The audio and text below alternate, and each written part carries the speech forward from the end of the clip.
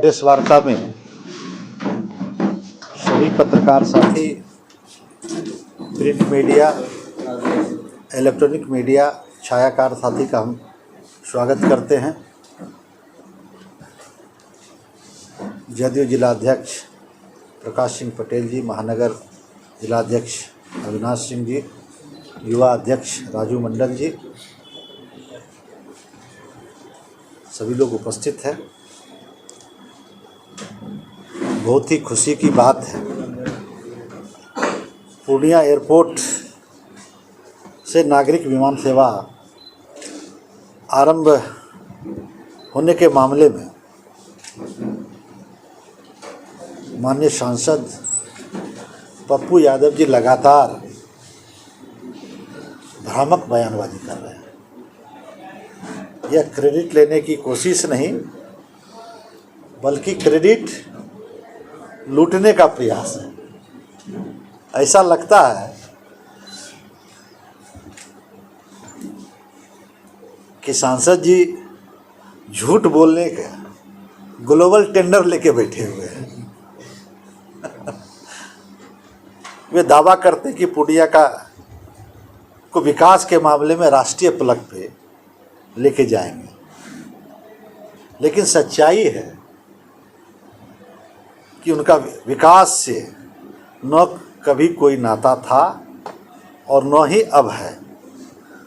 उन्होंने अपने बरबोलेपन से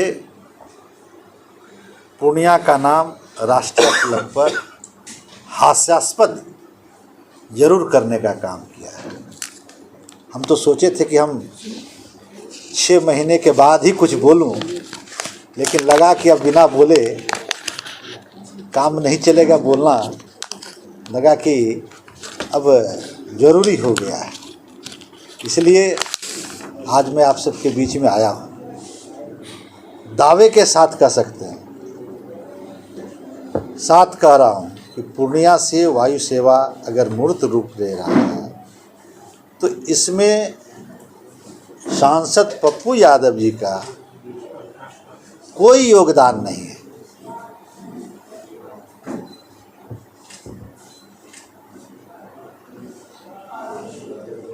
वे कहते हैं कि चुनाव से पहले कह रहे थे कि 4 महीने में जब हम जीतेंगे तो पूर्णिया से वायु सेवा बहाल कर देंगे।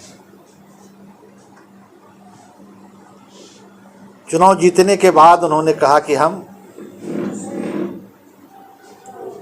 2 साल में वायु सेवा यहाँ से बहाल हो पाएगी।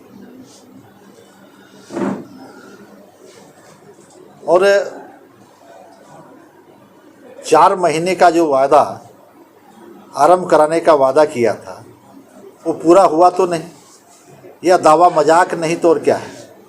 मेरा सीधा सवाल है सांसद जी से, क्या आपके पास 9000 बीघा ज़मीन के साथ साथ विरासत में अलादीन का चिराग भी मिला था, जिसे सांसद बनने के बाद घिसने पर बनने के बाद जो जिन बाहर निकला और जिन ने टर्मिनल बिल्डिंग के लिए टेंडर निकाल दिया, ऐसा महसूस हो रहा है। माननीय सांसद जी, सभी लोग जानते हैं कि कोई भी विकास का काम एक सतत प्रक्रिया है। बीते 10 वर्षों के कार्यकाल में मैंने दर्जनों बार पार्लियामेंट के अंदर में, सदन के पटल पे, माननीय प्रधानमंत्री जी से मिलके, माननीय नागरिक उड्डयन मंत्री जी से मिलके दर्जनों बार इस 10 वर्षों में सदन के अंदर और व्यक्तिगत तौर पे हम लोग व्यक्तिगत तौर पे कई बार कई सांसदों के साथ मिलकर हम लोगों ने सरकार पे दबाव बनाने का काम किया। इतना नहीं, केंद्रीय मंत्री और विमान सेवा मामले में आज जो प्रगति हुई है वह सभी जनप्रतिनिधियों के प्रयास से, सिविल सोसाइटी के लोगों के द्वारा, समाज के बुद्धिजीवियों के द्वारा सभी लोग अपने अपने स्तर से प्रयास कर रहे थे। कई बार तो धारणा प्रदर्शन लोग किए, अनशन किए, उसमें भी हम लोगों को जाने का मौका मिला। अनशन जाके तुड़वाने का भी हम लोग काम किए। और अगर आज हमारा एयरपोर्ट चालू होने के कगार पे है, या अभी तत्काल पोटा केबिन पे इसका निर्माण होने जा रहा है, इसके लिए माननीय देश के यशस्वी प्रधानमंत्री जी नरेंद्र मोदी जी और माननीय मुख्यमंत्री आदरणीय नीतीश कुमार जी की विकास की प्रतिबद्धता की देन है। यह मेरी थोथी दलील नहीं, सरकारी रिकॉर्ड में दर्ज है। पूर्णिया से जो विमान सेवा आरंभ होने वाली है, इसका श्रेय केंद्र और राज्य सरकार के पास जो विकास का अलादीन का चिराग है उसको जाता है।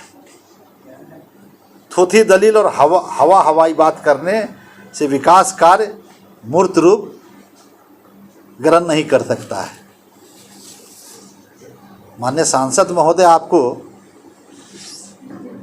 याद भी नहीं रहता है कि आप कब क्या बोलते हैं। चुनाव के पहले आप कहे थे 4 महीने में विमान सेवा आरंभ करा देंगे, चुनाव जीतने के बाद आप यू टर्न ले लेते हैं, कहते हैं कि 2 वर्षों में पूर्णिया से वायु सेवा बहाल होगी।